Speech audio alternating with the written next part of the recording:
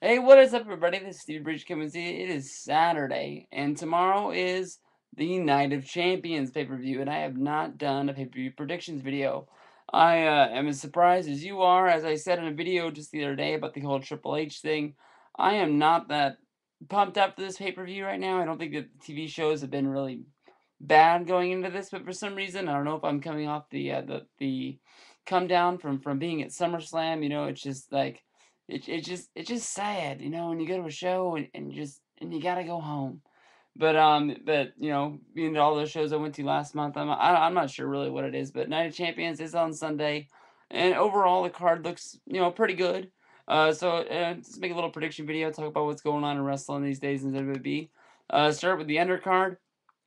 Got to work our way from the Divas match. We'll start with Kelly Kelly against Beth Phoenix. I don't know. To me, this doesn't seem like it has as much steam as it did going into to SummerSlam. I'm not sure if that means that Kelly Kelly's going to stay with the belt or not. Beth Phoenix and the Divas of Doom would be one hell of a way to kick this off. I was sort of really looking for some sort of a heel turn along the way or something to make this more appealing, but it never really happened. So I honestly think we're going to stick with Kelly Kelly being our champion for another little while. I know she's not really a real wrestler or anything like that, but she is a pretty face, and WWE has been looking to push her for a long time. She is sort of like the Sunny of today, I guess you can say, and they want her to be the face of the Divas division. From there, we will move to the Tag Team Championship match of the night. We have Air Boom, Evan Bourne, and Kofi Kingston, the just pieced together tag team, going up against The Miz and R-Truth, another team that is just sort of pieced together to make sure these guys get on the card. Overall, I really like what the Miz and R-Truth has been doing. I know a lot of people look at this as some sort of a knock on the Miz. He was a former world champion, headlined WrestleMania, and now he's in a tag team with R-Truth. But I don't know. I've liked their promos. I've liked their segments. I thought they were really, really good. I think this is a team that would be great champions. And I think it would be a benefit of the Miz and R-Truth being able to appear on both Raw and SmackDown. I know that they just gave the titles to Kofi Kingston and Evan Bourne, and they're making them look like a real tag team. And they went out and they got them a name. That's something they haven't done for a tag team in a long time. But face the fact, Evan Bourne someday might be a big deal. But Kofi Kingston is a real big deal. He is a guy that should be in the U.S. title picture, or if he was on SmackDown, he'd be in the Intercontinental picture. Maybe even someday he could be in one of the world title pictures. But WWE has plans for this guy, and I think that he needs to be out of this tag team more than it is. Being a tag team champion for the Miz might be a placeholder for now. But a guy like Kofi who's still on the rise, who hasn't been to the top yet, they don't want to really pigeonhole him in something that isn't what they want. And so I'm thinking that it's gonna be better. So I am picking the Miz and R-Truth to win the titles here. And I'm not saying that the Kofi and Evan can't tag anymore. They'll probably get a rematch. This might go a little longer, and a title change might help it. But I'm going with the Miz and R-Truth. We got the U.S. title fatal four-way match: Dolph Ziggler, Jack Swagger, Alex Riley, and John Morrison. I'm not going with Riley to win this match, and I'm not going with Morrison to win this match. I think Morrison is a guy that I've been saying for a long time really needs to be in that world title picture. And I sort of look at him as some sort of a guy that just sort of got put in this match just to make sure that he was on the card, make sure he wasn't forgotten about. I feel bad for him that the Morrison and R-Truth feud was settled on free TV. It never got to make the pay-per-view. I really thought that match should be on SummerSlam. They were both involved in the six-man tag that just sort of got pieced together the day of SummerSlam, putting the three feuds from Raw on there that they weren't in singles matches. But that's not the way I wanted it to end it. I thought that Morrison deserved the chance to be on the pay-per-view with this feud, and it just didn't work out. But I don't really see him being a U.S. champion. He needs to work his way up the card, higher. I know it's sort of log jammed right now, especially with them having a new champion, Alberto Del Rio. But Del Rio being the champion could be a good thing for Morrison. He could find his way into the first main event because you could have rematches with Punk and Cena coming up, restarting that feud. Maybe Triple H will go in a different direction, maybe against Kevin Nash, who a lot of people are saying might come back. But I don't know. Morrison, go higher. U.S. title, not good for you right now. So I am going to pick, surprise, surprise, my man, Jack Swagger.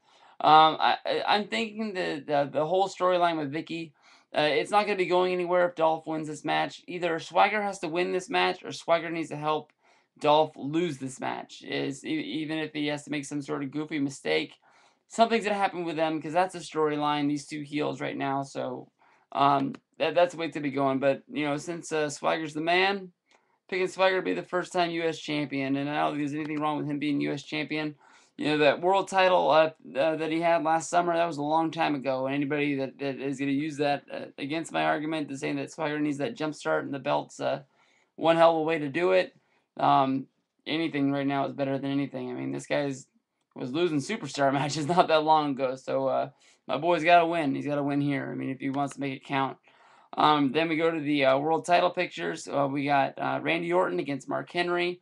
A lot of people didn't really think Mark Henry was a good competition for Randy Orton. They thought that maybe the Christian feud could keep on going, but I don't know. It had already gone about 5 pay-per-views, it seems like, and just I think this one is going to go next month when they go into Hell in a Cell. Maybe because I think that the Henry and Orton storyline isn't strong enough for Hell in a Cell, but you never know what's going to happen. But I would love Henry to become World Heavyweight Champion. I think he deserves it. He hasn't had a great career, but he's had a long career, I guess you can say.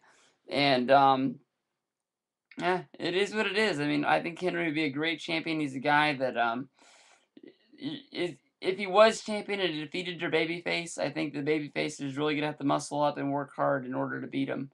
But Orton is the guy right now. He's the face of SmackDown. He lost the belt to Christian a few times. He's already dropped it and got it back. I don't really see him dropping it to Henry, even though I want him to. Yeah, I'll pick Orton to win. Over on Monday Night Raw, you got Alberto Del Rio against John Cena. No way I see the new champion losing here. And it's hard for me to believe that John Cena is going to lose for 3 pay-per-views in a row. But I think he's going to lose more than likely somehow clean, I guess you can say. I think that they need Del Rio to go on this some sort of path of winning big matches, and I think it'd be good for John Cena to roll into Survivor Series when The Rock comes back, sort of on a losing streak, sort of like how The Rock can use that against him, saying that he hasn't been able to win on pay-per-view in the last little while. He hasn't been able to deliver when it counts. And then Cena be able to use on The Rock that at least he's been on these pay-per-views, and he's been off making G.I. Joe 2, and he's been out there fighting his fight, and even if he's losing, at least he's there. So Del Rio to win that one, and then the main event, CM Punk and Triple H.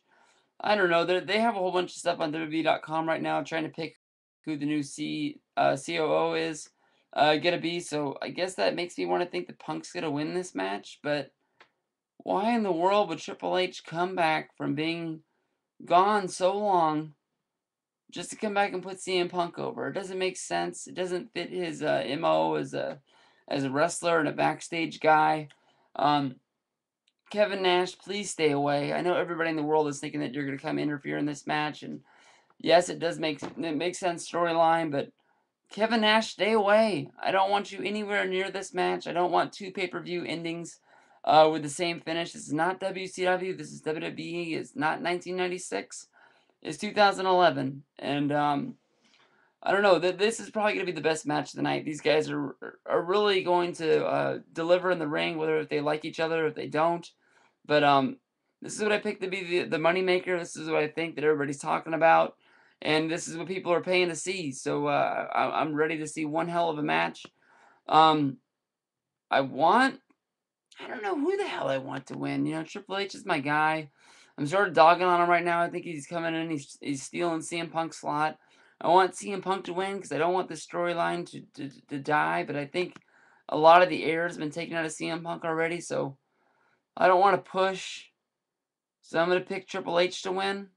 And call me a homer because I don't really want him to win. But Triple H to win. And those are my prediction videos. I appreciate anybody who makes video responses. Send them on over. They'll be approved, and we can start talking about this pay-per-view. It looks great, and we'll go from there.